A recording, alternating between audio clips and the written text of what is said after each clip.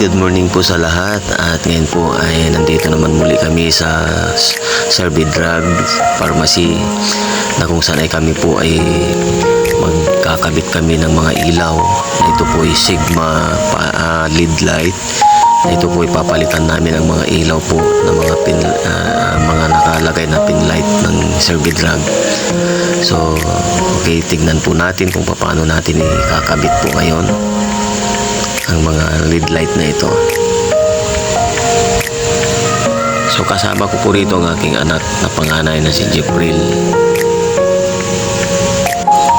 So ito nga ngayon yung mga ilaw na kung saan na ikakabit namin, na ipapalit namin sa tatanggalin namin na pin light ng Serbi Drug. So kailangan natin muna na ilagay yung kanyang mga clip para ito po yung kakapit doon sa may bandang kisami. So ito po. So nakikita nyo ngayon, ang akala ng iba ay hanggang sa contraction lang ako, so sa pagkakarpintero. Ang alam ng iba ay hindi ako marunong sa mga kuryente. So ito ngayon. So hindi lang natin po yung sinasabi ng gano'n na may alam tayo sa kuryente, kasi pagdating sa contraction ay halos alam natin lahat gagawin. So ito ngayon, makikita ninyo ngayon ang aking gagawin. So ito po yung mga dating ilaw po ng Serbi Drug, itong mga pinlight na ito. So kailangan nating tanggalin. So ayan po yung aking anak na si Jepril. Siya po yung aking assistant, kasama ko sa pagkakabit ng mga ilaw dito po sa Serbi Drug.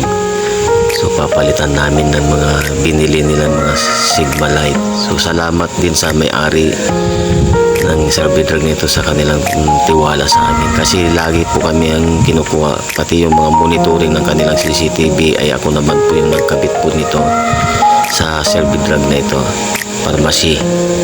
So okay, ito po ay malapit nang matapos. Maya-maya lang kunti ay kami naman din uuwi dahil nga hapon na. So ito po, tapos na po namin ikinabit ang mga ilaw ng Serbi Drug. So yan po nakikita ninyo. So salamat po at sa may-ari ng Serbi Drug sa tiwala nila sa amin. So God bless us all. Maraming salamat sa inyong lahat sa pagtitiwala sa amin. Okay, kami naman po ay